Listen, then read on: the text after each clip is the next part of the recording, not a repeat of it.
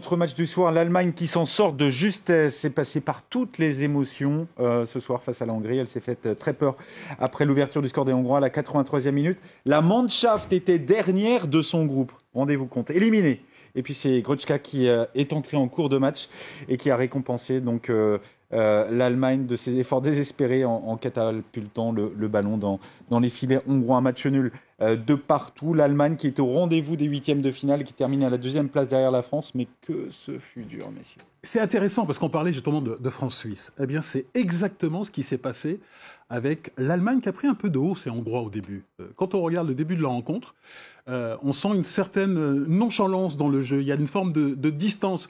Les Hongrois, ils n'ont rien fait, ils sont restés cantonnés dans leur but et ils ont marqué ce premier but sur la seule attaque. Ils ont bien joué les comptes. Ils ont bien joué les comptes, c'est tout, mais ils ont pris cette équipe avec suffisance et c'est pour ça qu'on a ce résultat. Donc attention, la France, face à la Suisse au prochain match, pas de suffisance.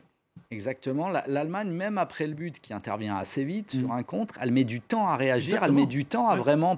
Elle donne l'impression de ne pas prendre conscience de la gravité des choses. Et les Hongrois, du coup, prennent confiance, commencent à y croire et ça devient plus compliqué. Bon, l'Allemagne aurait pu gagner si Sané, en toute fin de match, avait été plus efficace. Mais ça reste un petit peu inquiétant défensivement. Le deuxième but également, c'est une défense prise de vitesse. En profondeur, il y a des gros manques dans cette équipe.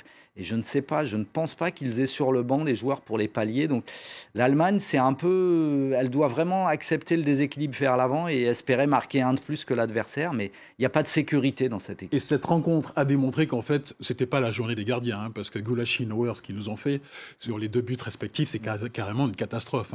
Neuer, qui est quand même le meilleur gardien au monde, qui fait une sortie qui est approximative, et Gulácsi, on ne sait pas ce qu'il a fait. Peut-être qu'il avait rendez-vous avec quelqu'un, mais ce jour-là, mais c'était vraiment une catastrophe.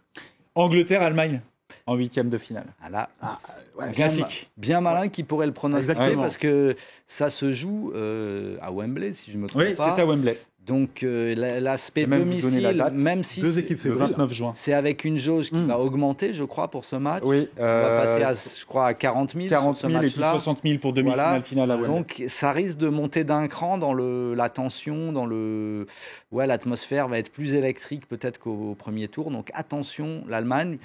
Les Anglais vont essayer de les prendre à la gorge, d'enflammer le début de match comme ils l'ont fait au premier tour. Bon, il faudra laisser passer l'orage pour les Allemands.